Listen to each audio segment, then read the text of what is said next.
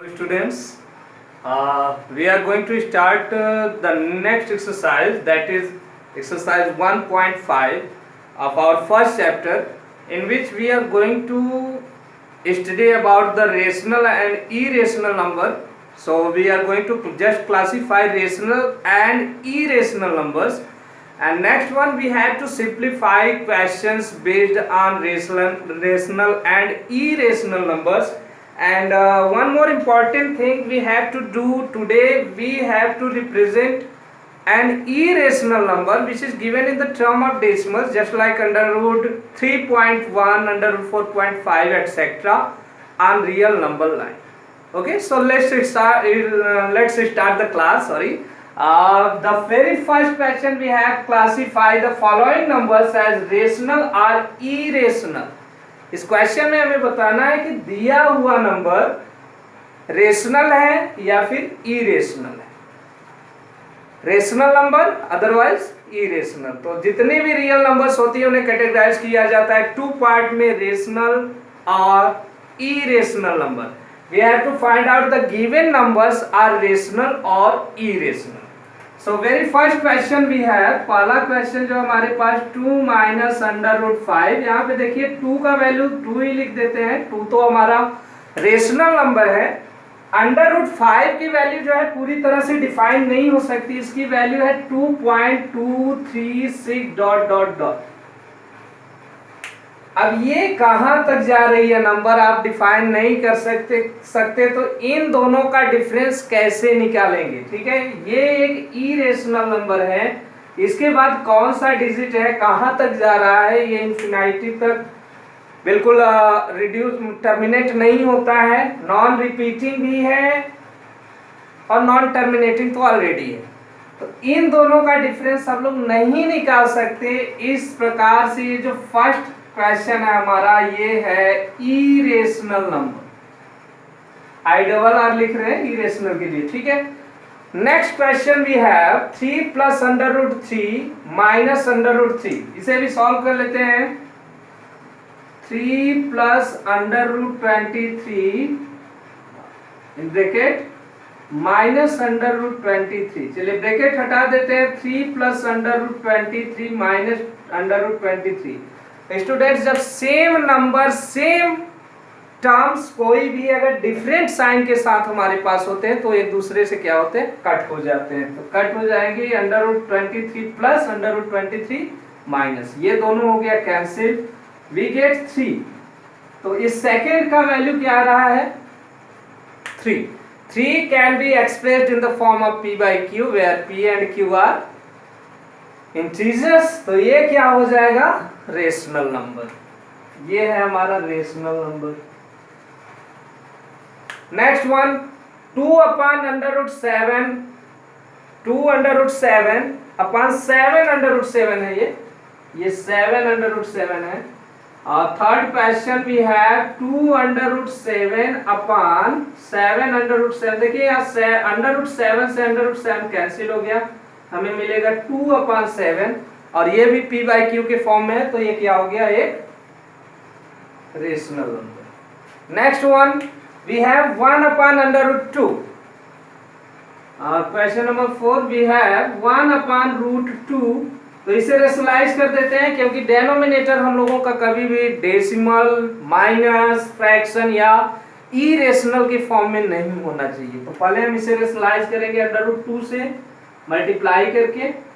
Under root 2 का 1 में multiply under root 2 आएगा, रूट 2 में रूट 2 का करेंगे तो 2 आएगा बच्चों। ठीक है, रूट में रूट का ही मल्टीप्लाई कर देंगे, अंडर रूट 4 हो जाएगा और 4 का स्क्वायर 2 आता है, तो ये वैल्यू हमें क्या मिलेगी, 2। Now under root 2 is equal to 1.4142 और ये कोई भी नंबर रिपीट नहीं होता है इसमें। ठीक है, ये भी एक प्रकार का क्या है, इरेशनल नंबर है, नॉन रिपीटिंग, नॉन टर्मिनेटिंग। और इसे डिवाइड अगर करते हैं 2 से तो suppose we will get 7021।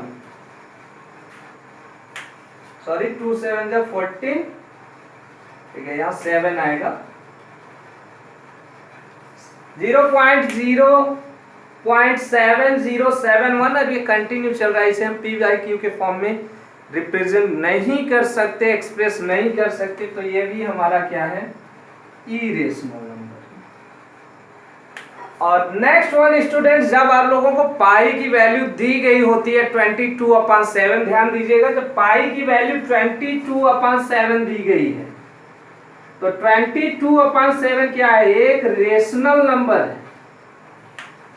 But pi is not a rational number, pi rational number नहीं है, इसकी अप्रोक्सीमेटली वैल्यू है 22/7। पाई की वैल्यू अभी तक जो है आप लोग अपनी बुक में भी देख लेंगे, सुपर कंप्यूटर ने 1.3 ऐसे कुछ ट्रिलियन तक निकाला है पॉइंट का वैल्यू, और ये भी नॉन टर्मिनेटिंग और नॉन रिपीटिंग जो है नंबर है पाई। तो पाई क्या होता है, एक इरेशनल नंबर है। किसी भी नंबर में अगर 2 से रेशनल से इरेशनल में रेशनल से मल्टीप्लाई करेंगे, रिजल्ट हमें मिलेगा इरेशनल नंबर। तो ये भी है हमारा बच्चों irrational number. Next question, we have simplified each of the following expressions. So before going to start this term, we have to know first the addition and subtraction, multiplication and division of rational irrational numbers. Suppose आपके पास √2 है, इसमें √3 add करना है, तो आप लोगों ने algebraic expression पढ़ा है, सेम वही रूल फॉलो करना है किसके लिए, रेशनल और इरेशनल के लिए। मतलब लाइक टर्म आपके ऐड होंगे, √2 में √2 ही ऐड होगा और √3 में √3 ही ऐड होगा। √2 में √3 को ऐड नहीं कर सकते, तो इसकी वैल्यू सेम आएगी √2 प्लस √3। और अगर यहीं पे हमारे पास √2 प्लस √2 होता तो ये 1√2 और ये 1√2, हम लोगों को रिजल्ट मिलता है 2√2। 7√3 है, माइनस करना है 4√3, तो लाइक टर्म्स है, दोनों में √3, ये सब्ट्रैक्ट हो जाएगा और हमें रिजल्ट मिलेगा 3√3। 7 - 4 = 3√3। तो सेम फॉलो करना है आपको किसका, अलजेब्रिक एक्सप्रेशन का रूल। जैसे x में x को ही ऐड किया जा सकता है और y को y में ही, आप वेरिएबल रहता है तो सेम वेरिएबल होगा तभी ऐड होगा, नंबर को नंबर में ऐड करते हैं, x को 3 में ऐड नहीं कर सकते। सेम रूल फॉलो करना है आपको इरेशनल नंबर के साथ। और इरेशनल नंबर मल्टीप्लाई कैसे होता है, सेम नंबर अगर मल्टीप्लाई हो रहा है, √2 में √2 का मल्टीप्लाई कर रहे हैं, तो आपका रिजल्ट जो होगा यही 2 आएगा। ठीक है, √2 × √2 = √4 आएगा, तो उसे आप उसका स्क्वायर रूट निकालेंगे, 2 आएगा। और अगर डिफरेंट नंबर है, √2 में √3 से मल्टीप्लाई कर रहे हैं, तो इन दोनों नंबर का मल्टीप्लाई हो जाएगा, लेकिन ये रूट में ही रहेंगे, तो रिजल्ट मिलेगा √6। Clear? So second question we have to simplify. Question number 2 का फर्स्ट है हमारे पास 3 + √3 मल्टीप्लाई बाई 2 + √2।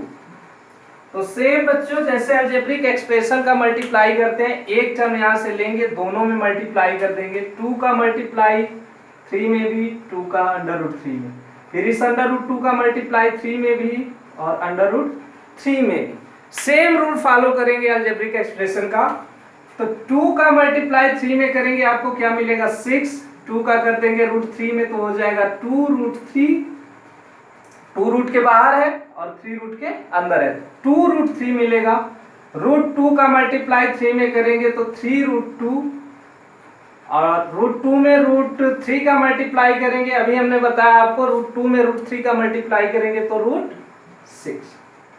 कोई भी लाइक टर्म नहीं है यहाँ पे, ये 6 है, अकेले नंबर है, इसमें इरेशनल टर्म ही नहीं है, ये 2√3 है और ये 3√2 है, ये √6 है, अलग अलग है, कोई भी लाइक टर्म नहीं मिल रहा है, तो हम इसमें ऐड या सब्ट्रैक्ट नहीं कर सकते, यही हमारा आंसर हो जाएगा।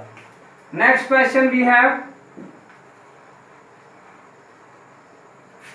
3 + √3 we have to multiply it by 3 - √3।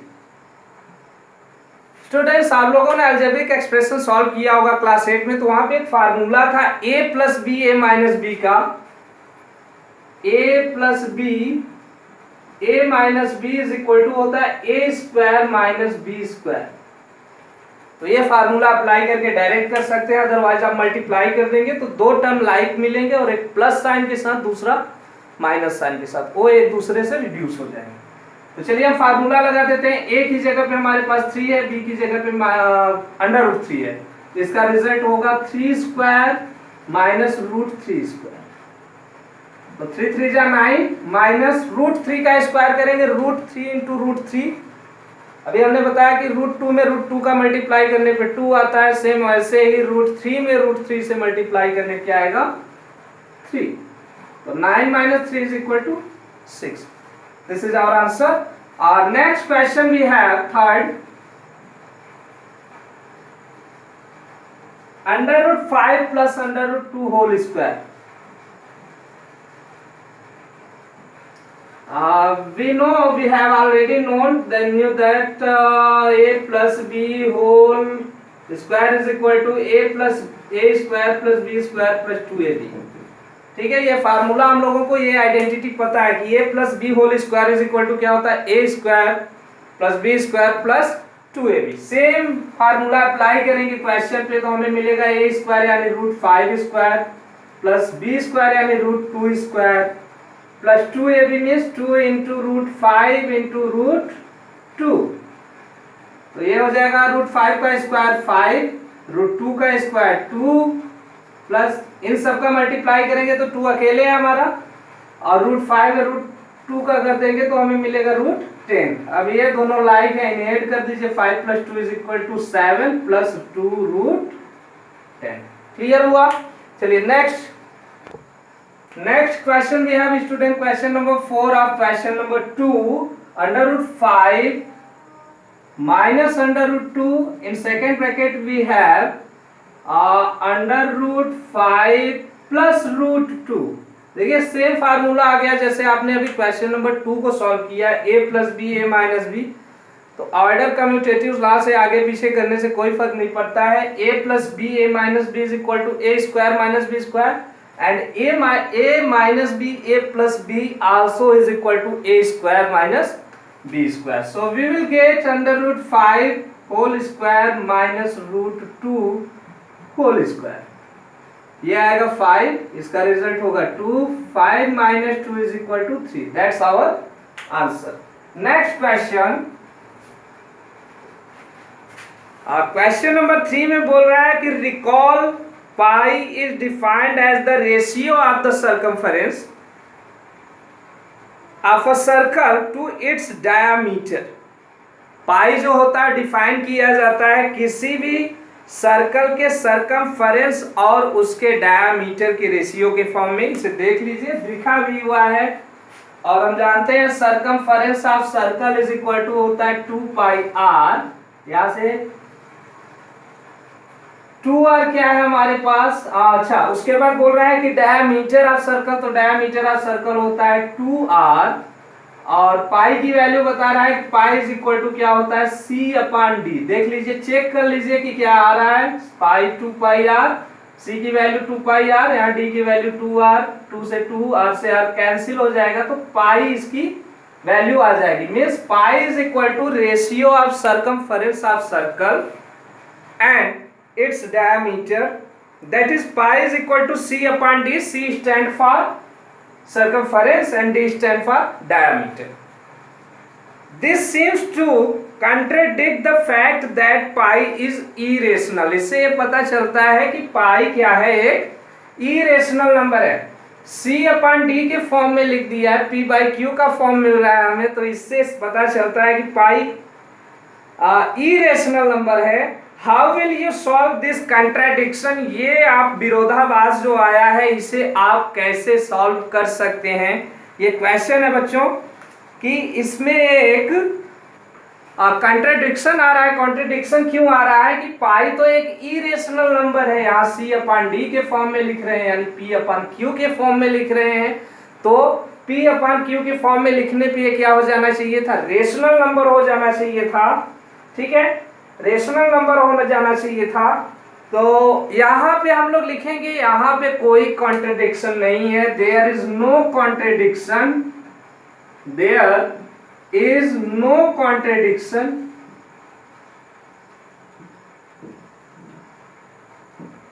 why there is no contradiction? Because if you want to measure the length of any substance object that is circular in circular form, कोई भी term circle के जैसा दिया है तो उसका जब radius का मेजरमेंट आप लोग करते हैं तो आप लोगों को एग्जैक्ट वैल्यू नहीं मिलेगी। वो वैल्यू क्या होती है? अप्रोक्सीमेटली वैल्यू होती है। तो हम यहाँ लिख सकते हैं कि while measuring length with the scale, while measuring the length, या लेंथ क्या होगी? Radius of circle, length of with a scale, length with a scale, we get approximately value. Otherwise you can use other devices just like vernier calipers, screw gauge etcetera. तो उससे आपको जो value मिलती है we get approximately value.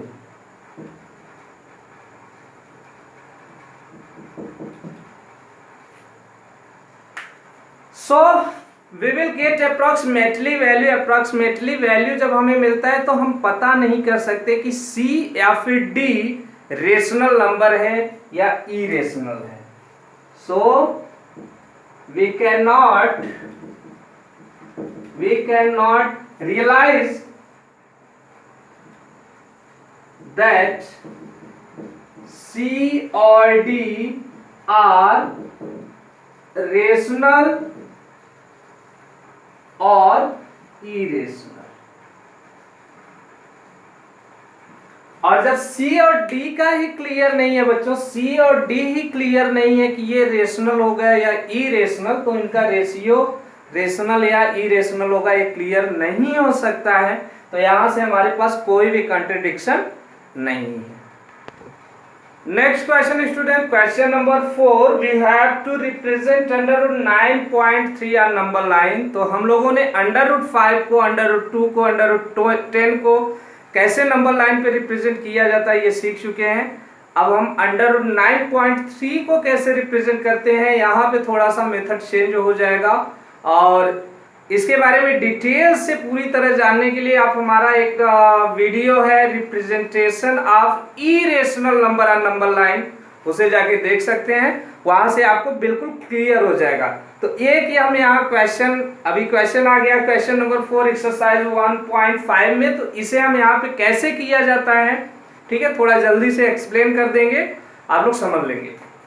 So our question is represent, question number 4, represent √9.3 on number line. First we have to draw real number line. एक number line draw करना होगा जिसपे हम ये टर्म लेंगे। तो स्केल आपके पास होगी, स्केल से मेजर करके कितने सेंटीमीटर की लाइन ड्रा करेंगे, 9.3 यहाँ पे रख के, और 9.3 सेंटीमीटर, सपोज ये O है, ये A है, O से A तक 9.3 सेंटीमीटर का एक आप लाइन सेगमेंट ड्रा करेंगे, ठीक है। Next step we have to do, इसे 1 सेंटीमीटर इंक्रीज कर देंगे, A को 1 सेंटीमीटर और इंक्रीज कर देंगे ये B तक, और ये लेंथ लेंगे बच्चों 1 सेंटीमीटर। इस लाइन को आप बढ़ा दीजिए जहां तक इंफिनिटी तक जाती है नंबर लाइन, ठीक है। उसके बाद हम O और B का, O से B तक की जो लाइन सेगमेंट है इसका बाइसेक्टर खींचेंगे, ठीक है। O से B तक का बाइसेक्टर खींचेंगे, O पे नोक रख के OB के आधे से अधिक, more than half of the length of OB, we have to take the radius of arc. जो आर्क होगा, आर्क हम बनाएंगे, O से B तक की लेंथ लेनी है इसके आधे से अधिक, O से B तक के लेंथ के आधे से अधिक, और ये हम ड्रा करेंगे अपर साइड, बिलो साइड, यहाँ O पे रख के फिर B पे रख के भी अपर साइड, बिलो साइड, और इससे हमें क्या मिलेगा, एक मिड पॉइंट मिलेगा। मिड पॉइंट मिलेगा किसका? OB का। तो ये मिड पॉइंट सपोज ये M है, M पे जब नोक रख के हम M से O की मेजरमेंट ले ले या फिर M से B की, because M is a mid point, M तो मिड पॉइंट है, तो M से O की लेंथ, M से B की लेंथ इक्वल होगी। कोई भी मेजरमेंट लेके एक सेमी सर्कल ड्रा कर देंगे, ठीक है, एक सेमी सर्कल ड्रा कर देंगे। सेमी सर्कल ड्रा करने के बाद ये जो ABA हमने पॉइंट लिया था, ठीक है, स्टार्टिंग में जो हमने A पॉइंट लिया था, इस पर एक परपेंडिकुलर ड्रा कर देंगे, इस पर एक परपेंडिकुलर ड्रा करेंगे। सपोज ये हमारे जो है सेमी सर्कल को, ये परपेंडिकुलर एक ही लाइन में, बार बार लाइन पेंसिल नहीं चलाना है आपको, एक ही बार में ड्रा करना है, ठीक है। और सपोज ये हमारे जो है सेमी सर्कल को C पे इंटरसेक्ट कर रहा है, C पे कट कर रहा है, तो A से C की जो लेंथ होगी बच्चों वही √9.3 की वैल्यू होगी। तो A पे आप नोक रख के इससे एक सेमी सर्कल भी ड्रा कर सकते हैं, अदरवाइज केवल नंबर लाइन पे रिप्रेजेंट कर सकते हैं। इधर पूरा बनाने की जरूरत नहीं है, हमें नंबर लाइन पे इधर रिप्रेजेंट करना है। तो यहीं पे होगा हमारा √9.3, ये √9.3 क्लियर हुआ? Okay, next question we have to rationalize the denominator. Students, we have to just rationalize the denominator. कुछ questions दिए हुए हैं, इनके denominator हमारे irrational term में दिए हुए हैं। irrational number से हमें उसे rational बनाना है। It means we have to rationalize the denominator। तो denominator को rationalize करने के लिए suppose you have denominator √2, √a, √m, इस टाइप के टर्म है, तो आप √2 में √2 का जब मल्टीप्लाई करेंगे तभी आपका डिनोमिनेटर रेशनलाइज होगा। और फ्रैक्शन के लिए, रेशनल नंबर के लिए हम लोग जानते हैं equivalent fraction, if we multiply and divide numerator and denominator both by the same number, अगर हम डिनोमिनेटर और न्यूमरेटर को सेम नंबर से मल्टीप्लाई या फिर डिवाइड करते हैं, हमें क्या मिलता है? Equivalent fraction, equivalent rational number मिलता है। तो हम न्यूमरेटर और डिनोमिनेटर को सेम नंबर से डिवाइड या मल्टीप्लाई कर सकते हैं, ये तो हम आप जानते ही हैं। क्वेश्चन नंबर है बच्चों ये 5। The first question we have 1/√7। तो ये डिनोमिनेटर यहाँ हमारा इरेशनल फॉर्म में है, इसे रेशनल बनाना है, तो इसमें हम मल्टीप्लाई किससे करेंगे? √7 से। डिनोमिनेटर न्यूमरेटर दोनों में √7 से मल्टीप्लाई कर देंगे। √7 से मल्टीप्लाई करने पे क्या होगा? डिनोमिनेटर का रूट हट जाएगा। तो 1 √7 में मल्टीप्लाई करेंगे √7, यहाँ √7 में 7 से कर देंगे 7। ये हमारा रेशनलाइज हो गया। कुछ क्वेश्चंस रहते हैं स्टूडेंट्स a + b या फिर a - b के फॉर्म में दिया रहता है वहां पे डिनोमिनेटर, तो उन्हें आप लोगों ने देखा क्वेश्चन नंबर 2 में, अगर a + b, a - b का मल्टीप्लाई हम करते हैं तो हमें एक रेशनल नंबर मिलता है, a² - b² हो जाता है, हमें क्या मिलता है? एक रेशनल नंबर मिलता है। यहीं से हम टर्म यूज करेंगे, अगर हमारा रेशनल नंबर रेशनल नंबर का डिनोमिनेटर a + b के फॉर्म में है तो हम a - b से ऊपर नीचे मल्टीप्लाई कर देंगे, और अगर a - b के फॉर्म में तो a + b से ऊपर नीचे मल्टीप्लाई कर देंगे, ठीक है। तो एक क्वेश्चन सॉल्व कर लेते हैं, हमारा और क्लियर हो जाएगा। सेकेंड वन वी हैव 1/√7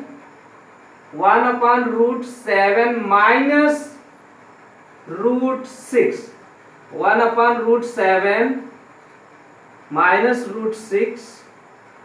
हमारा टर्म ये किसमें है? डिनोमिनेटर a - b के फॉर्म में, a + b से मल्टीप्लाई कर देंगे, मीन्स √7 + √6 से मल्टीप्लाई कर देंगे, तो ये हमारा रेशनलाइज हो जाएगा,